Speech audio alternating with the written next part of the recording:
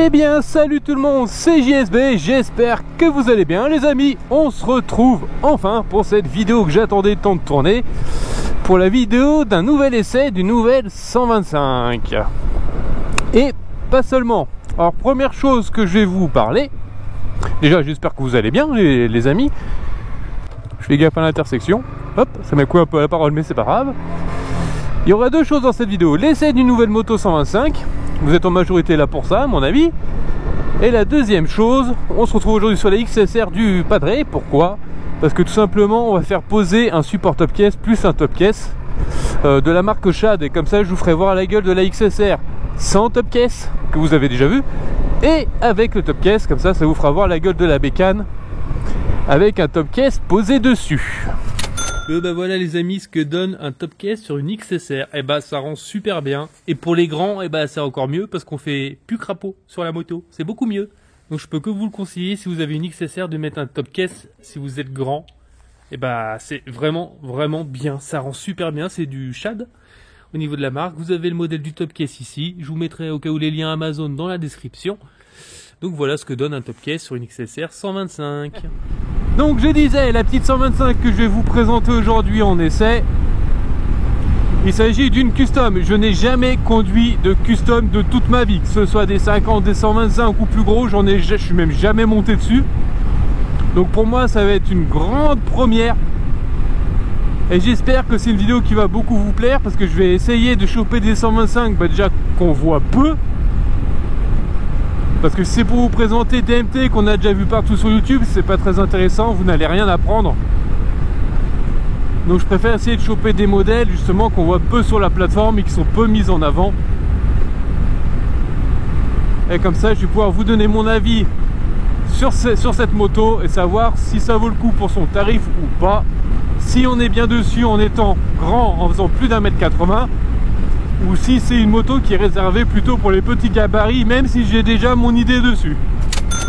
Donc la 125 que je vais vous présenter aujourd'hui, il s'agit de la Black Pearl Archive 125 de chez Archive. Donc c'est une marque que je ne connais mais alors pas du tout. Je n'ai jamais eu une moto chez eux, je n'ai jamais vu de moto sur la route de chez eux, donc c'est vraiment une énorme première pour moi et peut-être pour vous si vous la connaissez pas. Alors il faut savoir qu'il y a la même déclinaison, c'est chez une autre marque et également chinoise. Et je pense même que ça doit être une filiale parce que les motos sont tellement ressemblantes qu'à mon avis, elles sont identiques sur le papier. Il s'agit également de la Mac Power, de la Avenger, que vous connaissez peut-être sûrement plus, parce que c'est une moto qu'on retrouve plus régulièrement sur nos routes que cette dernière que je vais vous présenter aujourd'hui. Donc les amis, on se retrouve tout de suite à la concession pour l'essai de cette nouvelle petite 125 en mode custom. Je sens que ça va être drôle. Allez, c'est parti les potos et à tout de suite. A few moments later.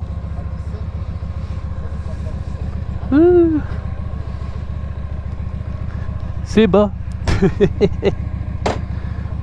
Ah oui.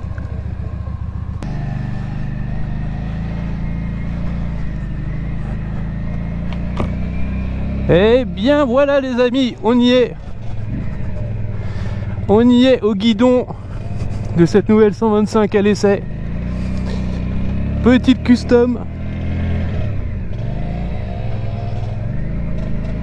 Ah, c'est vraiment trop marrant. Ça change tellement. Alors je vais m'arrêter un peu plus loin pour faire le tour de la moto comme d'habitude, les poteaux, pour filmer avec le téléphone.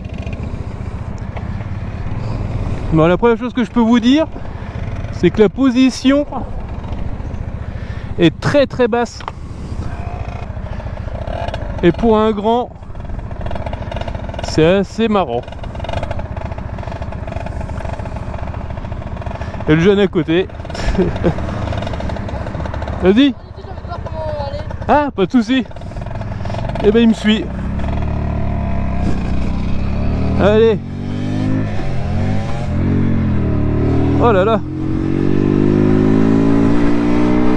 Alors elle est neuve, hein. C'est une moto qui a 111 km.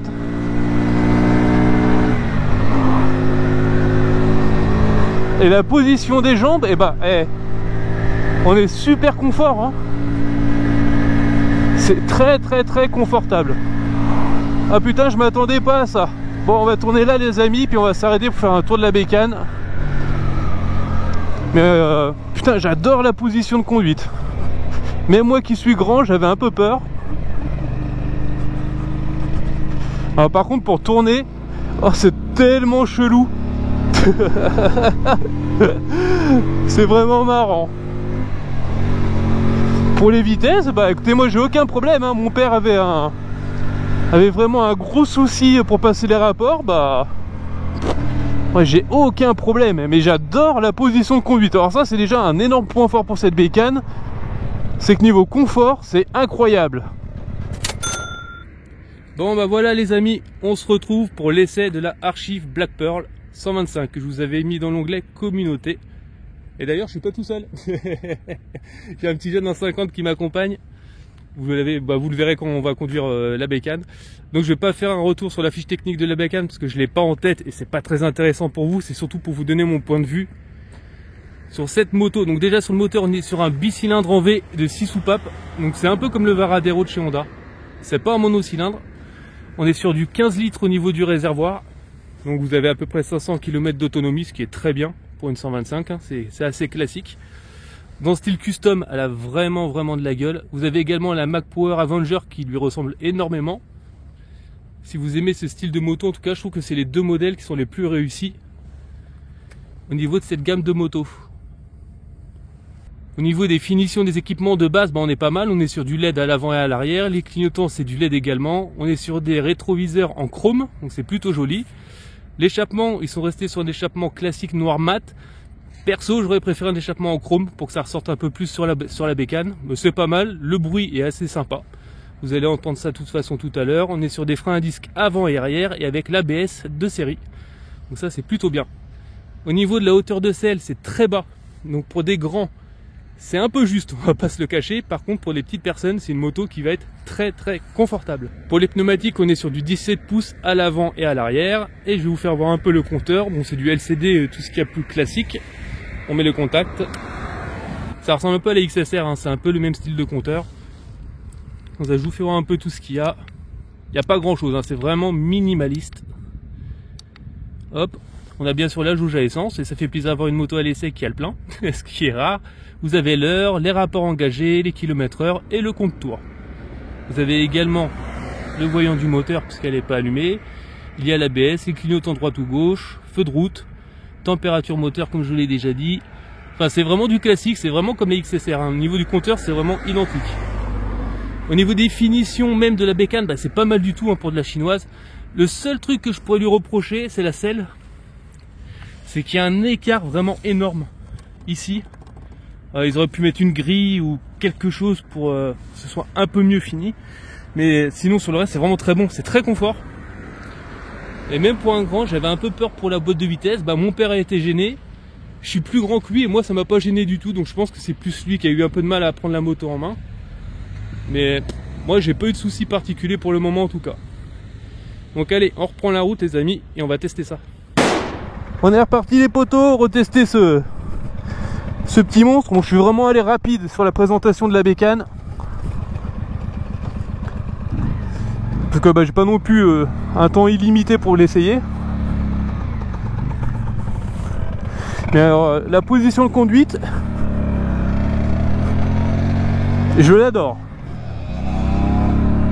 Et la boîte est hyper souple. Au niveau du bruit, bon, bah on sent qu'on est sur un 125 aux normes Euro 5 hein, malheureusement. Donc c'est un beau petit bruit sympathique, mais pour ce style de bécane, j'aurais clairement préféré un bruit qui ressorte plus. Et malheureusement ça, bah, avec les normes on peut rien y faire, c'est un peu dommage. Moi j'aurais préféré un bruit qui fasse pop pop pop sur ce genre de moto. Donc je sais pas si la chicane peut s'enlever, mais si c'est le cas, faut voir le bruit. Allez, on va la pousser un peu et voir ce que ça donne. Bon, elle est en rodage hein, la moto, je le rappelle. Elle a que 113 km. Mais on peut déjà monter à 80 très facilement avec. On est à 7000 tours. Vitesse maxi annoncée 110 km/h pour cette petite moto. On est sur du 14 chevaux, donc on n'est vraiment pas au maximum de la puissance autorisée sur les 125, on est vraiment en dessous. Je rappelle le poids, 165 kg, elle est très lourde avec le plein, mais ça malheureusement c'est dû à son moteur, puisqu'on est sur un bicylindre en V, comme sur la Honda Varadero.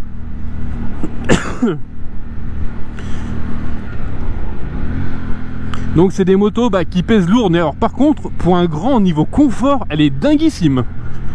Alors là j'étais sûr de faire crapaud dessus et d'être pas bien installé, et pas du tout. C'est vraiment un petit coup de cœur cette bécane. On est super bien, on a le dos un peu en avant, un chouïa, les bras un peu tendus, mais non franchement c'est une moto qui a vraiment de la gueule et on se sent biker, on se sent vraiment biker dessus. C'est trop marrant de tester ce genre de bécane. C'est la première fois de ma vie que je teste ça, et clairement j'adore ce style de moto. Les freins, bon c'est pas mal, bon c'est neuf hein. Et ce qui est marrant en fait c'est que les cale-pieds sont tellement larges que au début on se les prend un peu dans les chevilles, donc ça peut vous faire un peu mal au départ quand vous n'êtes pas habitué. C'est ce qui m'arrive un peu là. Mais sinon sur le reste c'est très différent en termes de conduite de la Scrambler, puisque là les virages il va falloir les prendre beaucoup plus larges, parce que c'est une moto qui est très basse, donc vous pourrez pas pencher énormément avec ce genre de moto hein. Il faudra faire très attention parce que vous allez très vite frotter. Mais on le sent que la moto est pas libérée hein. On le sent vraiment, c'est un petit veau en rodage, mais bon c'est normal. Mais par contre la position, je le répète hein, même pour un grand, mais on est méga bien installé. C'est top. Au niveau des commodos c'est classique. On a même des petits appels de phare, donc ça fait plaisir. On a le code, les pleins phares, on a les warnings également, le clignotant, le klaxon, coupe-circuit, démarreur électrique, tout ce qu'il y a de plus classique. Et le petit jeune qui est en 5 ans derrière, je crois que je l'ai un peu perdu. Pourtant je roule pas vite hein. Non franchement l'écran est très bien orienté, il n'y a aucun reflet. Vous voyez par rapport à la XSR où on a l'écran qui est plus haut on va dire, enfin il n'est pas du tout positionné de la même façon. On a beaucoup de reflets dedans et là c'est pas le cas du tout. Les rétros ne vibrent pas, on voit super bien dedans. Non franchement je suis très agréablement surpris. J'avais un petit doute sur cette moto en termes de qualité de fabrication, de tenue de route, enfin un peu tout hein. Vous savez les Chinoises quand on les connaît pas trop, on a un peu peur hein. On sait, tout le monde veut du Honda, du Yamaha, mais les gens, il y a d'autres marques qui maintenant font aussi bien. Et cette bécane en 125 c'est une dinguerie sur les customs. Alors j'aimerais bien tester plus tard la Zontes qui vient de sortir, et voilà, et pour comme ça je pourrais au moins les comparer. Donc j'espère que je pourrai vous faire ça, donc ce sera l'année prochaine hein, parce que là c'est vraiment la dernière vidéo de l'année en termes d'essai moto. Et on finit l'année en beauté avec une petite custom 125. Ça fait plaisir, je suis vraiment très content. J'adore tester les 125 de toute façon, parce que c'est des motos hyper accessibles. Oh putain, on a le soleil en pleine gueule. Et les concessionnaires n'hésitent vraiment pas à vous les prêter, donc ça fait plaisir. Et d'ailleurs, merci beaucoup à lui pour le prêt de cette moto pour pouvoir l'essayer. De toute façon, je vous ferai la pub de son garage sous la vidéo. Vous retrouverez toutes les coordonnées. Vous pouvez aussi aller l'essayer si la moto vous intéresse. Donc n'hésitez pas à le contacter. Il y aura tout. Il y aura tout. Le frein arrière, ouais, il freine bien. Ça va. Il y a juste les pieds, ouais, je suis un peu perdu. Je suis un peu paumé, mais bon, c'est normal, hein. C'est pas du tout le style de moto que j'utilise habituellement. Mais non, franchement, super. Enfin, moi en tout cas, j'aime beaucoup. Mon père a pas trop aimé à cause de la boîte de vitesse. Et moi, je dirais qu'elle est peut-être un peu molle, ouais. Et il faudrait qu'elle soit un peu plus dure. Parce que le point mort est pas facile à trouver. Mais dans l'ensemble, non, c'est vraiment bien. Hein. Non, franchement, il n'y a que pour tourner où ouais, c'est vraiment bizarre en fait. Je sais pas trop quoi dire hein, sur cette vidéo, je suis désolé. Hein. Mais je suis vraiment pas habitué en fait à ce style de moto. Donc j'essaie de faire au mieux les amis. Mais franchement, allez essayer ce style de petite custom en 125. C'est vraiment trop bien, mais elle avance bien, hein, franchement. Bon, c'est pas une bécane qui aura une grosse vitesse de pointe, hein. Faut pas acheter ce genre de moto pour ça. Ça, c'est vraiment des motos pour avaler les kilomètres. Et elle le fait vraiment très très bien. Et ben pour l'instant, c'est la moto la plus confortable que j'ai essayé. Elle est même plus confortable que la Zontest. Et pourtant la Zontest, niveau confort, c'est déjà haut hein, pour de la 125 hein. Et ben elle, on est encore un cran au-dessus. C'est vraiment dingue. Sur le prix, on est sur plus de 4000 €. Donc c'est cher hein. Les custom 125 sont chers. Même chez Zontest hein, on dépasse facile les 4000 hein. On les dépasse allègrement. Vous allez être plus sur les 4005. Donc c'est vraiment pas donné. Mais si vous avez le budget, vous allez vraiment pas être déçus hein. Alors là, pour les amateurs de custom, vous allez vous régaler. Bon, bah voilà les amis, on est de retour à la concession. Donc c'est OLM Racing à Clamecy qui a eu la gentillesse de me prêter cette belle 125. Bah, franchement, j'adore. Il n'y a rien à dire, c'est vraiment trop bien. J'adore ce style de conduite.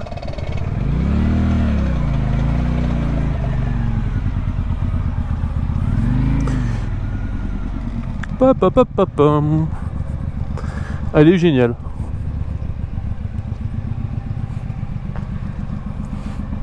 Franchement les amis, eh ben, c'est une super découverte. Bon, il n'y a que la béquille par contre. Faut la baisser avec les mains. Moi je peux pas y avoir accès avec les pieds.